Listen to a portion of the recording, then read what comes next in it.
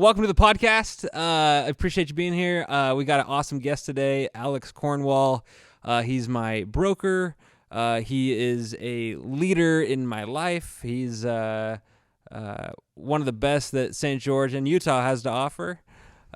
He's a real estate coach, and I think you guys are going to really like what he has to say. Well, thank you for having me. Yeah, man. Thanks for coming on. $100 afterwards. $100. There we go. Thanks. That's what that shout out's worth, huh? Maybe two. We'll see. So I don't think people fully understand who you are, and they need to spend a lot of time to really understand the depth of your story and the value you provide to people. Do you want to just kind of talk a little bit about kind of your story, getting into real estate, how you became a broker? I mean, I know we could talk for 24 hours about this, but kind of jump into who's Alex Cornwall and how did you get into real estate? We are jumping right into it. We're right into it, man. Okay. Well, I mean, we could spend a long time. Yep. Like I'm 40 years old and I feel like I've lived a full life. Yeah. Already. So 40. Yeah. Sheesh. Hey, 41 here in the next couple of weeks. Golly. I know, right? No, real estate for me was like everybody. I got into it when I was young, naive, didn't know much. School really wasn't my jam, and I got a job selling or working with a realtor way back when, just right off right when I started college and everything, part-time job. Where'd you go to college? Just here, just over at Dixie State University. It was Dixie State College back then. 'Cause I am so old. Holy cow. Yeah. I mean, You've seen come on. 3 name changes. Golly. Oh, yeah. It just changed again, huh? Yeah. Utah Tech. Utah Tech. Yeah. I actually kind of like that one. I do. But anyway. Golly. But yeah, I started working for a guy, a realtor, helping him with his marketing. He had no idea about computers. I didn't either, to be honest with you. Talked my way into that job. And just helping him on the side. And he had a listing come across the table. It was like $1.5 million listing. And, you know, you do those double takes where you look at that guy. I look at the commission that he was going to make like 60 grand. Yeah. Look at that guy again. I was like, crap, dude. If he can do this, anybody can do this. Yeah. And got my license. Cool. 3 weeks later, I was licensed. Wow. I was 22, 23. It was back in 2003. So that was down here then. Yep. What brokerage did you join? Do you when remember? I started, I actually started with Coldwell Banker. Gotcha. So Okay. down there or here in town. And I'll be honest with you, I hated real estate when I first got into it. Yeah? Yeah. Why is that? I got taken advantage of. Cutthroat. You know, you do your first deal and you think you're getting mentored, and all of a sudden you get your first check and go, wait, what the hell? Where did half my money go? And you realize that it went to a mentor that you didn't even know. So there was just a lot of that going on, and I really did not enjoy it. Yeah. At the very first. Yeah. And for me, it was just a means to an end back then. And I always thought, like, I always was doing it for the wrong reasons, for the money. I was always just chasing that money, chasing that thing. And I did okay. Yeah. You know, started my own little brokerage back then, started investing in some real estate, you know, doing here and there. And then 2007 hit and crap hit the fan and lost everything. Wow. I was one of those statistics, Yeah. like a lot of people. Yeah. So let's back that up just a little bit. Let's talk about the mentors that you had going into it. So that guy that brought you in, that you helped with marketing, you saw the 1.5. Who was that guy? Do you have a relationship with him? Was he somebody that helped you in real estate? Not really. I'll be honest with you. He was just a guy that I worked for. Gotcha. You know, and he was a great guy. Don't get me wrong. He taught me a lot about real estate. Yeah. But it was one of those real moments where, man, if he can do it, anybody can do this kind of moment. 100%. You know what I'm saying? Yeah. You've had those people where you just look at him, you're going, man, through him just showing up every day, being consistent, he's able to land transactions and this money. I mean, he made 60 grand. Yeah. You know what's really cool about that property, by the way? It's 2 years after I got my license, I actually sold that property. Oh, really? That was my biggest transaction within like 2 years. I had that's sold cool. that. That's really cool. So it was pretty cool. Yeah, that's funny that you say that, because when I was over at a builder in town, I was their online sales guy. Just basically the guy on the phones and the email setting appointments for the agents. And I had just got my license. I was fired up. They offered me this job. I was like, okay, you know, I'll go do it. And it was the week of the Parade of Homes. Yeah. And the Parade of Homes came And I watched those agents make about $100,000 that week selling homes. And I knew in that 1 week. Yeah, crazy. And so, and I saw, I was like, I am sitting in this office taking phone calls and replying to emails, setting appointments for these guys. And I won't make that for 3 years. Mm-hmm. And that was my introduction into real estate. I'm like, man, if these guys could do it, I could do it, Yeah. you know? And it's the same exact same thing, you know? That was a eye-opening experience for sure. So keep going down kind of your story. So you got into real estate, you know, you started your own brokerage fairly young. How old were you? Well, and after that little stint at that other brokerage that I started at, and getting taken advantage of just because the communication wasn't there. And I kind of left there, and some people there told me at that time, they're like, well, yeah, you can go leave. You're not going to make it in this business anyway. I mean, that was the kind of mentorship I was getting there. I was like, okay, I'm out of here. Yeah. And I had a gentleman that I knew that had his broker's license that wasn't doing anything with it. So we got together, we started our own little company, and luckily with the market taking off in 2004 or 5, started skyrocketing. Yeah. I did pretty good. Yeah, that's pretty cool. And it was fun. Like made a lot of money. I was always chasing the money though back then. Yeah. I was young. I was stupid, naive, and I'm old, stupid, and naive now. I mean, nothing's changed there. But back then, I was just always chasing it. Chase. And we did okay. 2007 hit, like I said. Mm-hmm. I did not build a sustainable business. Mm-hmm. I lost everything, man. Everything. Really? Cars, house. Started fresh. Yeah, but it took me 10 years to start fresh. Golly. So kind of going out of the real estate realm into that period, because that's really interesting. When people lose everything, how they build back better. Wow, I just used a horrible Build back better. build back better. Yeah. How did you make yourself great again? Let's talk about let's add it all in there now. I kind of want to talk about the build back better. Okay, let's I'm build back just better. joking. So no, but really, when people lose everything, how do they build themselves back? Right? What did you do? What did that really look like? I mean, like I said, for me, it was a 10-year process of building myself back. Like, it took 10 years. But from 2007 to 2017, I was not who you see today.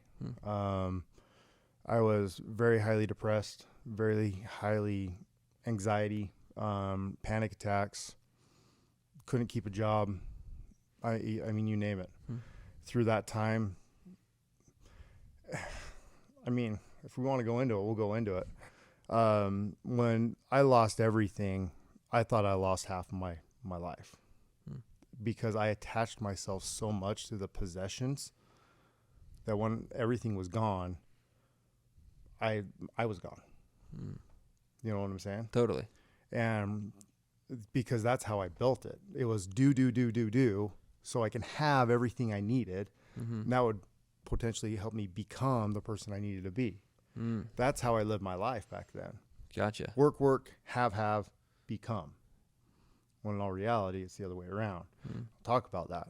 So for me, it was from 2007, like I said, literally overnight, having to go live with my in-laws, having to go live with my parents, not holding down a job, moving left and right. I think we moved like 7 times in a 5-year period. Sheesh. Yeah, like we were always moving just because I couldn't hold a sustainable job because I wouldn't get out of bed for weeks on end. I just wouldn't. Like, how humbling was that? At that time, Yeah. Was it embarrassing? very. I felt like a failure. Did you ever feel like, where was your rock bottom point where you said, okay, no more, and started building back? Yeah, that started in 2016. 2016. Okay, so you had a good 8-9 years of being in this. I was always what's the word I'm looking for? I was always blaming the other person. I was always blaming the situation. I was always blaming other people's choices. I was always listening to other people thinking they were going to tell me what to do. I wouldn't make a choice in my life. I wasn't mentally I wasn't there. Actually, in 2016, 17, I actually got diagnosed with PTSD. Really? Yeah. I was clinically diagnosed with PTSD from that traumatic because it was so traumatic in my life, people think you have to get PTSD from like some war or something like that. Well, mine, I was so fixated on building a life, and those possessions were meant so much to me that when I lost it all, like I said, I lost me back then. And so it's crazy to think about. Like when I actually reflect on it now, it's like, man, you're an idiot. Yeah. Why did you do that to yourself for 10 years? You wasted your life. Yeah. You know, there was a lot of religion aspects of that as well, where, you know, when I knew I needed help, people would go, well, go pray more. Mm-hmm. Go talk to leadership there and stuff like that. And so I thought I made God mad too. So God wasn't on my side. People weren't on my side. I was all alone. That was my mentality back then. Gotcha. And to the point in 2016, I actually tried to commit suicide. Really? Mm-hmm. That was my turning point. That was my low point. That was your rock bottom. My rock bottom. Wow. Was I grabbed the gun, kissed my kids goodbye, and early morning, it was good. I was done. Wow. That's wild. Grateful I'm still here. Yeah. Holy cow. So from that point on, who helped you change? My son. Your son. Hmm? So that time that I was telling you about in 2016, it was around April. It was pretty vivid still in my mind. Mm-hmm. It's something that I anchor to a lot. Like I said, I left that morning, kissed everybody goodbye, knowing that was going to be my last time seeing them. I actually stopped by my parents' house too. This was early. It's like 6 in the morning, 7 in the morning. Driving out past, my parents live over in Bloomington. Driving out past into the desert, and for some reason the phone rang, and it was my wife's phone, my previous wife, and I answered it for some reason. I don't know why, but I answered it, and it was actually my son, Tate. And he, one simple thing, he was 14, he was working on his baseball that time. He played baseball. He's like, Dad, when are you going to be home from work? I really want to learn how to pitch better. I get emotional every time I say this story, because that right there, I knew there was purpose in other people. Mm-hmm. I knew people had purpose in me, and I didn't have any purpose in myself then. I didn't know who I wanted to be, but they needed a dad. My son needed to go pitch that night, and he couldn't do it with anybody else but me. So you turned around and drove home? No, I sat there for a long time. Yeah. I sat there for a little while. I didn't go home until that afternoon, but I did pitch with him. Wow. I did play catch with him. Wow. So that was a turning point. That's when I knew I needed help. And that's when it started shifting for me. Mm-hmm. But it took 8 years. Wow. Wow. Yeah, it really hits home, because I've got a son on the way. You know what I mean? My first son. You know, and I think about that moment a lot, the moment where I get to hold him for the first time, you know.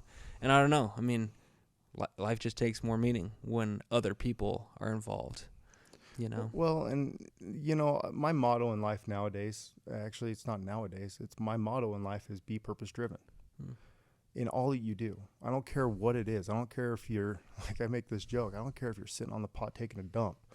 Have purpose in it. You know, don't just sit there with your phone and, like, I know it's a stupid joke, but be purpose driven in everything you do in life. Yeah. Because through purpose, there's meaning. And sometimes you don't know what your own purpose is, but people have purpose in you. They have a desire and something that they need from you, and you may not know it. Right.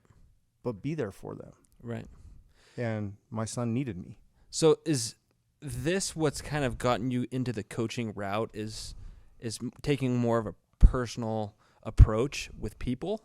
What got you into kind of the coaching side of real estate? You know, that's actually a really, really great question.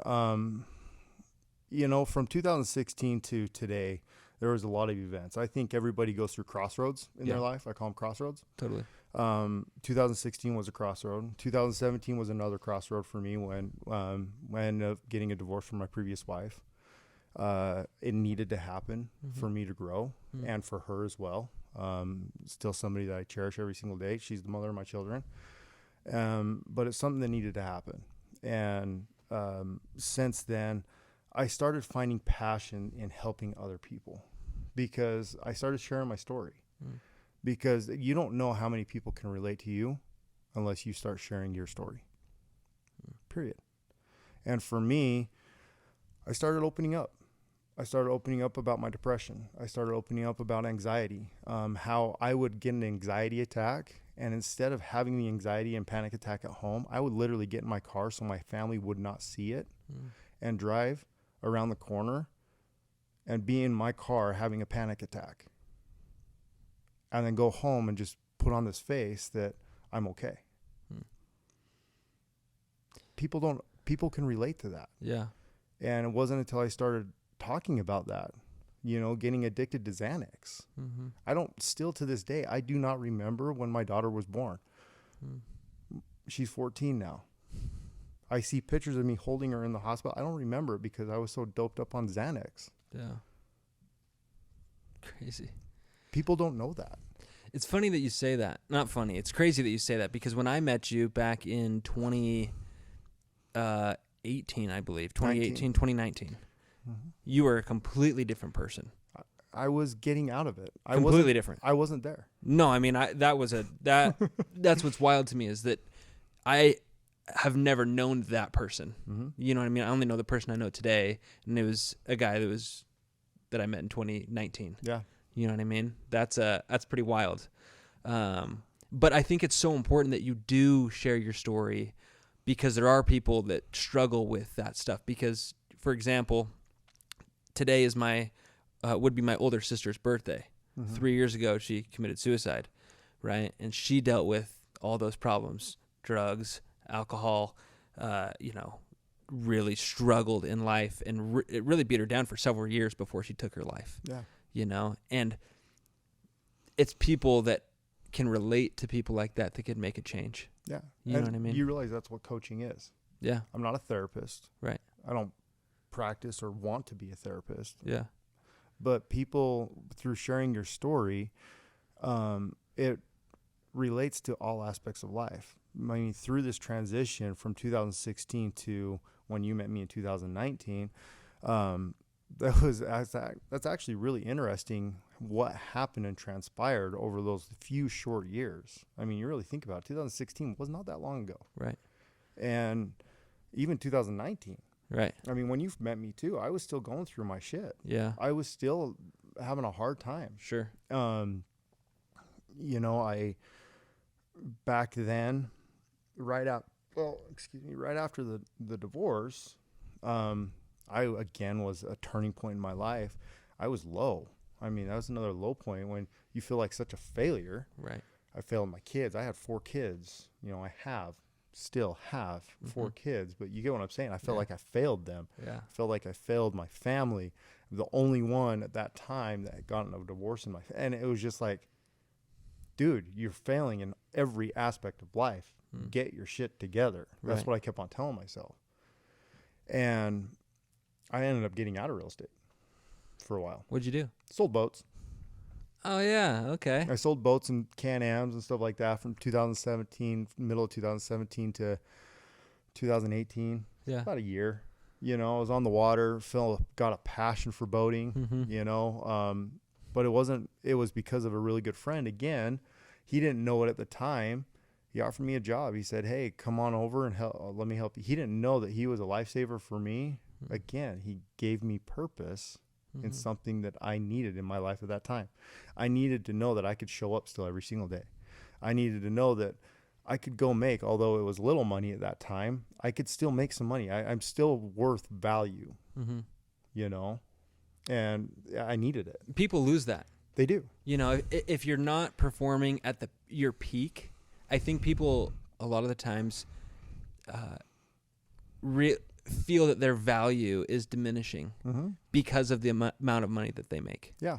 I see that a lot. I see a lot of people that really, truly feel like if they're not making 150, 200, 300, or if they've made 250 and now they're making 100, they feel like their value has dropped as a person. Yeah. And I just don't believe that's the case. Well, but it's hard to see that sometimes. I mean, and this is what I was doing. 95% of the people out there in this world, I would say even more, they trade time for money.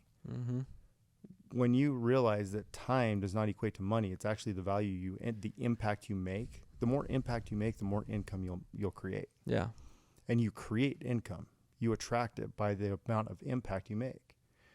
That's where creation, everything. I don't care if you sell real estate. I don't care if you're selling ice to an Eskimo. Yeah. If you create value for that person, Right. and you don't look at that person as a transaction, but you actually look at them as a genuine relationship, you will create value. Right. And even back in 2017, 18, when I was still, that was me, I became really selfish.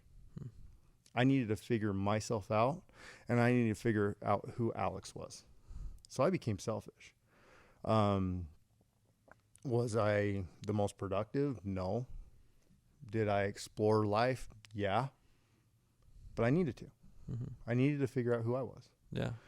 And there was another couple crossroads that happened throughout that period that defined me. Mm-hmm. And I'm grateful that they did. Mm-hmm. My son's involved again. Mm-hmm. He is my hero. But through some transitions, I was able to, I had an opportunity, I guess I should say, to become a broker. See, I got my broker's license on a whim back in 2012. Mm-hmm. I was working with a development company up north. So like I said, we moved around a lot. Right. I got a job up in Bountiful, Utah. I think it was 2012, 13. It's all a blur. Sure. On that part of my life, it literally is a blur, man. But we lived up there, got my broker's license up there. They asked me, they're like, you want to get it? We'll pay for it. I was like, sure. Yeah. Whatever. You know what I'm saying? Yeah. I had no desire to be in management. I had no desire to be a broker. Yeah. I looked at other brokers at that time going, man, your life sucks. I would not want to do what you do. Look where I'm at today. Yeah. I don't consider myself a broker. I only can get to that. But yeah, in 2019, I had an opportunity to become the broker with a new startup here in town, a startup company. And we started that. There's 3 agents. Me. Was that Gold? Yeah. Okay. So there's 3 agents. Yeah. And great opportunity at first. I was like, you know what? I'm going to take this. I'm going to run with it. Mm-hmm. I didn't know what I didn't know. Mm-hmm. That makes sense? Yeah. I didn't know. So I was like, okay. Started having fun, started talking to people, started recruiting people, with the help of the owners. Like we had a great bond at the very first, and we started growing that place, and collectively we added 40 agents in a year to this little brokerage. It's awesome. Yeah. And that's when I met you. Yeah. Which really, truly, just really quick, that stood out to me because of the idea that we were selling, right? We were selling virtual home and, the virtual reality goggles and in real estate. And I remember coming to the brokerage. I had this idea because before we were just going to the builders, right? Yeah. And just say, hey, you can show all your new builds with, this headset or whatever. But I came to a brokerage. I came to you. And the only other experience really I had with brokers were they're a little older, should have retired 10 years ago, but they're still doing it because they love it type thing. Yeah. And you were very open-minded about the idea when most people couldn't see the vision of it. Yeah. And I thought that was really cool. That was my first impression of you is, wow, this guy can think out of the box. And you guys had this whole plan where you could go and set it up at the brokerage and do all these things. And it was really a kind of a cool, that was my first Alex Cornwall experience. It was open-minded. And why didn't you join then? I'm just joking. I mean, come on. That's a good point. Maybe it was just recruiting. You're like, we're open. Yeah, just come join. Well, and I appreciate that. And I was having fun. Yeah. I started finding passion. Yeah. That passion of truly helping people. I loved bringing agents in because one thing I know about this business, doing it for as long as I have, I know the inner workings of the business. Right. I know how to go get a client. Right. I know how to go sell real estate. Yeah.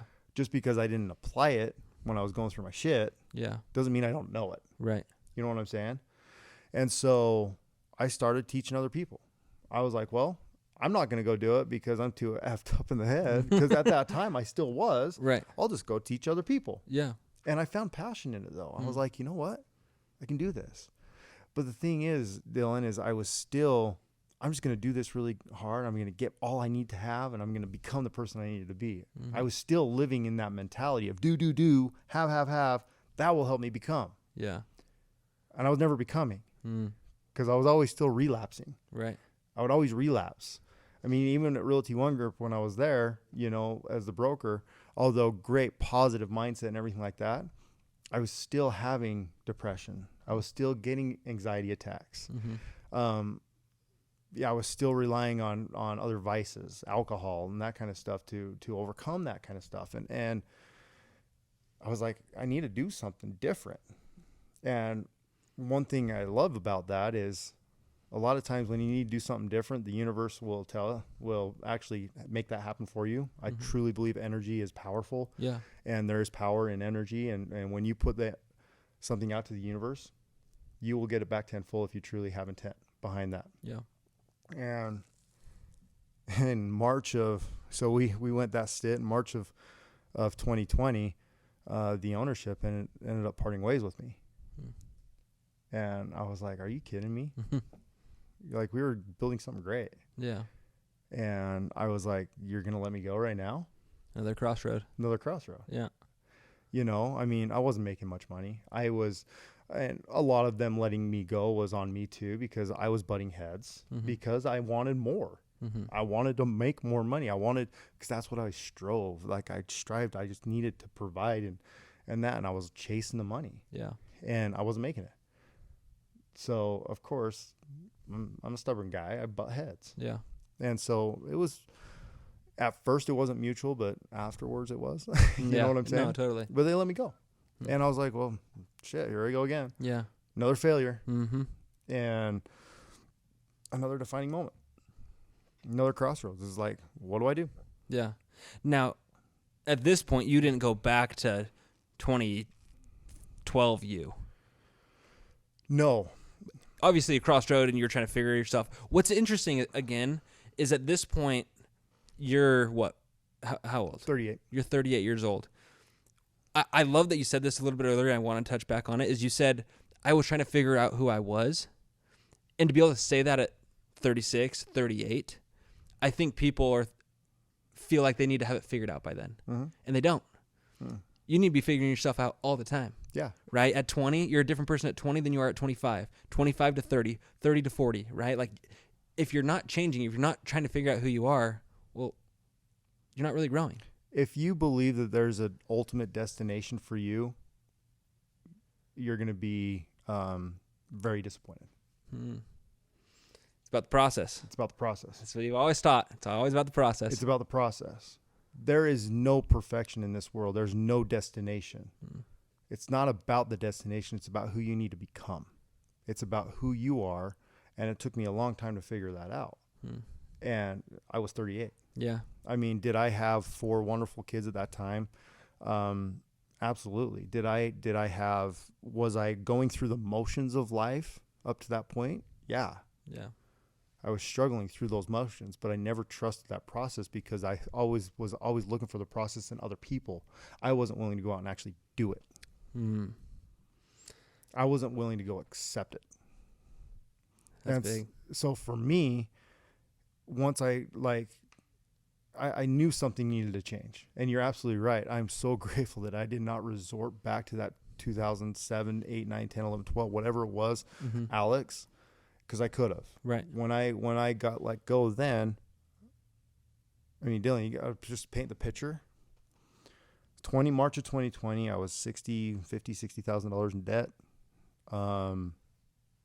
Living with my girlfriend at the time, who is now my beautiful wife. She was supporting me. I wasn't making any money. I didn't see my kids that much because child support was on the back burners for me because I wasn't making any money. I had nothing. I was 38 years old and I had a truck that I could barely pay for, that I would have to ask my parents for gas every once in a while because I was too afraid to ask my girlfriend. Yeah. Kind of shit. Yeah. I mean, you get what I'm saying? Yeah. Like Crazy. I was nobody. In March of 2020, they let me go. That's where I was in my life. And I was like, shit's got to change. Yeah. I mean, I remember calling Keisha at the time, my beautiful wife, and I was like, babe, they let me go. And she's like, you know what, I love you. You know, this is what I heard. She always tells it differently because you always hear stuff different when it comes from your significant other. You know what I'm saying? But for me, it was like get your shit together. Don't do real estate anymore. Go find a job. Yeah. That's what I heard. She was more eloquent and all that. Like, love you. We could do this kind of stuff. Yeah. But that's what I heard. Yeah. Okay. And so I was like, oh, crap. Here we go again. What am I going to do in my life? I can go back and sell boats, I guess, or do this. I was just flood of just like, what should I do? What should I do? Yeah.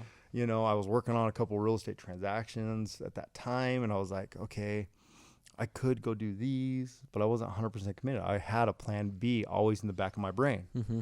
I always had a plan B. Well, there's this. Well, there's that. Well, there's this. I never fully committed. And I remember getting a call from a really good friend of mine at that time. Well, he still is a really good friend. And he's like, dude, Alex, you don't understand it right now, but you just got the best promotion of your life. I remember those exact words he told me.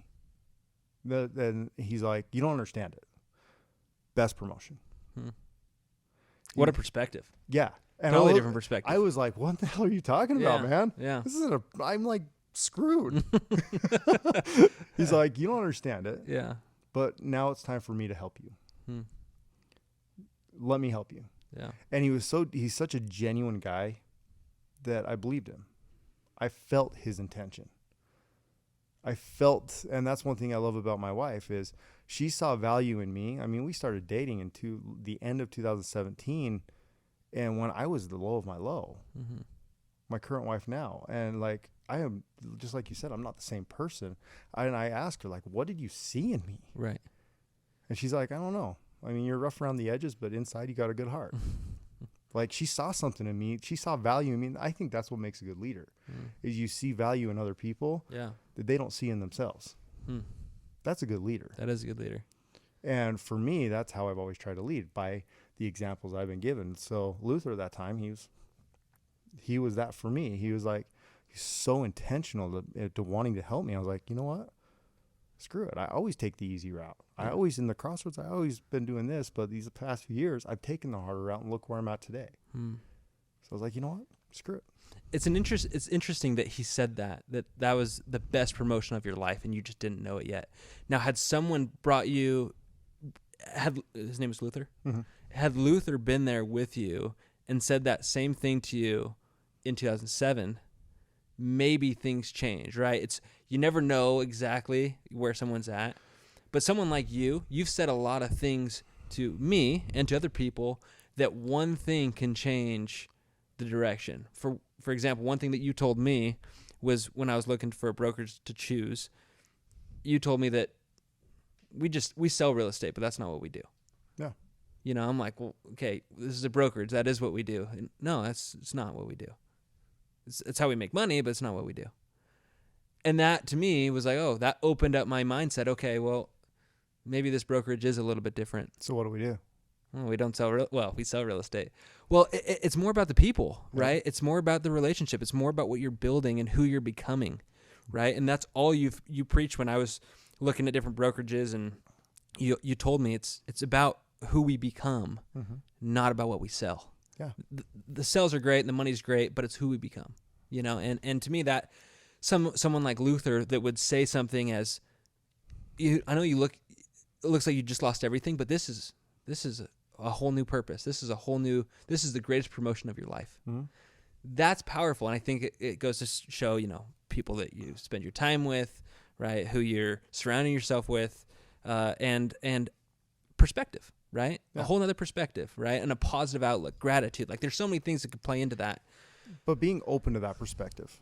Sure. So that's another thing too, is like, there were people in 2007, just to hit on that a little bit, that did give me that perspective. Hey, you just got to double down. You got to do this. We got to work. But I was so effed up in the brain, right, because I was going about it the wrong way, that I did not accept their perspective. I didn't accept it. Sure. I was like, no, I did it this way. I need to do it this way. I was so like, no, there's only one way. There's no other perspective. This is how it has to be. Yeah. So when Luther came to me, and that's, again, I'm very grateful that I started working on myself. I mean, my journey started literally at 2016, 17, 18, 19, from there on up. My perspective did shift.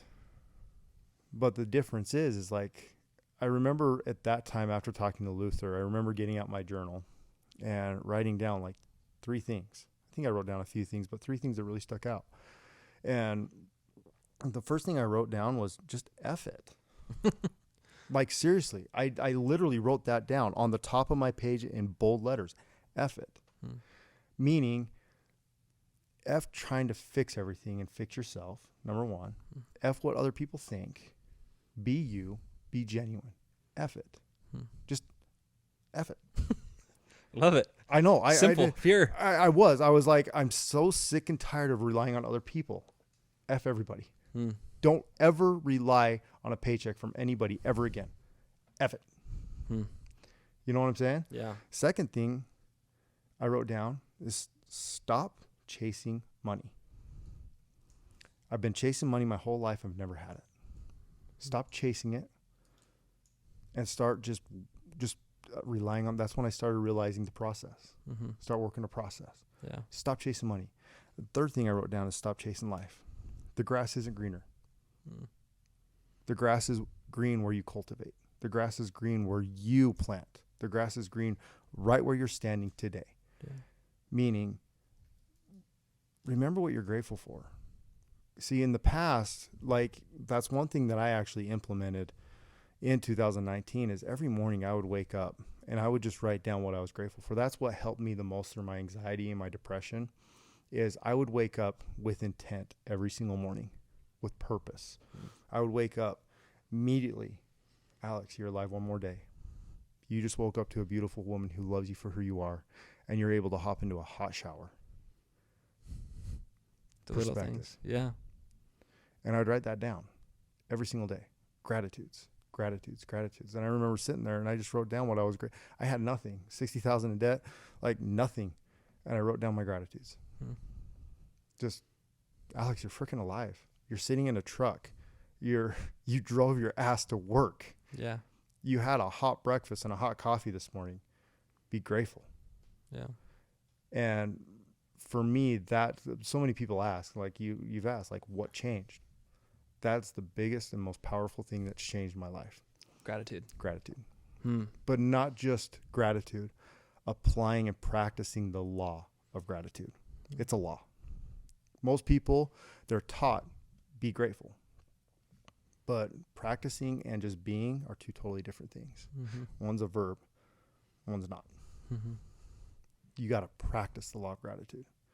You got to recognize it. You've got to express your gratitude to other people.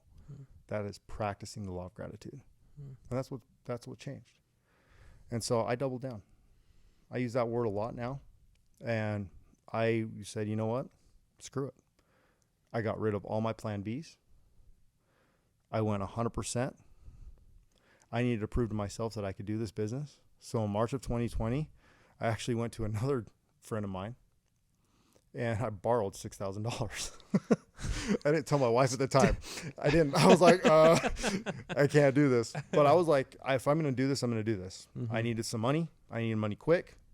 The previous company, they didn't really help uphold their end of the contract with me. So I didn't get paid out anything, severance package, I think. I was like, I got to make shit happen. I was not going to rely on other people anymore. Yeah. I was going to rely on myself, my efforts. So this goes into coaching. I knew in real estate what separated the winners from the average from the losers was coaching. You look at any top producer out there in this business. Yeah. What's one thing they have on their side? The coach. The coach. For sure. Look at any top professional. Athlete. What is one? Frick, Tiger Woods has 6 coaches. Yeah. He has an upswing coach, a downswing coach. He has a mindset coach. He has a coach in every aspect of his life. But we're too stupid and naive to actually hire one. So the number one thing I changed, I hired a coach. That next day, I took $3,000 out of that, and I hired me a coach. Wow. I paid him 3 months up front. It was $1,000 a month. I paid him 3. I was like, if I can't do this in 3 months, I don't deserve to be in the business. That's what I told myself. Betting on yourself. Betting on myself. Hmm. Literally betting on myself because I borrowed $6,000, Yeah. you know? And I went to work. Me and Luther, we started our own brokerage because I started getting phone calls. I didn't know what I didn't know, Dylan. And the day after, when word got out in the real estate community, I got let go. I started getting phone calls from other brokerages. Hey, we want you to come work with us. Hey, we want this. Hey, we'll give you a sign-on bonus. Yeah. Like, I literally got offered sign-on bonuses and stuff. The hardest thing to do is to say no to, here's 10, 15 grand, right? Yeah. Up front, Right. just to sign on with us. Right. That was really hard. Yeah. You know what I'm saying? But I knew I needed to prove to myself that I could do it. What a temptation, though, and recognizing that because you chased money forever. Yeah. And now here's money. Come chase it. And I didn't. And that was the first time you put your foot down and said no more. Yeah. Hmm. I would have taken it in a heartbeat. Hmm. In a heartbeat. Like 8 months prior, Yeah. I would have. But because of that decision I made in that car, I was like, you know what? I'm not doing it. So for me, I went all in, and then COVID hit. Gotta love that. And I was like, oh shit. But I didn't let it bother me, Yeah. because one thing I wrote down in my journal: be grateful for what you have, and you have an opportunity. Be grateful for that opportunity, and be grateful for you. And I just went to work. And that year, 2020, people asked me, that was my defining moment. That was my life-changing moment. We ended up closing 28 transactions that year, made 180 grand. Literally changed my life. It's awesome. Literally changed my life. And it's only gone up since then. And then I still had brokerages gave me a call. And the reason why I did take on the position I am today, being your broker, as you can tell, I'm not your typical broker. Right.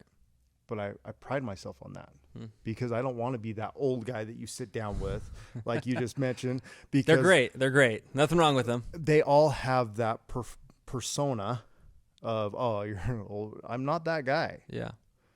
I am a young broker. Mm-hmm. I pride myself on that. Do I know everything? No. That's why I don't consider myself a managing broker. I consider myself a coach and a mentor.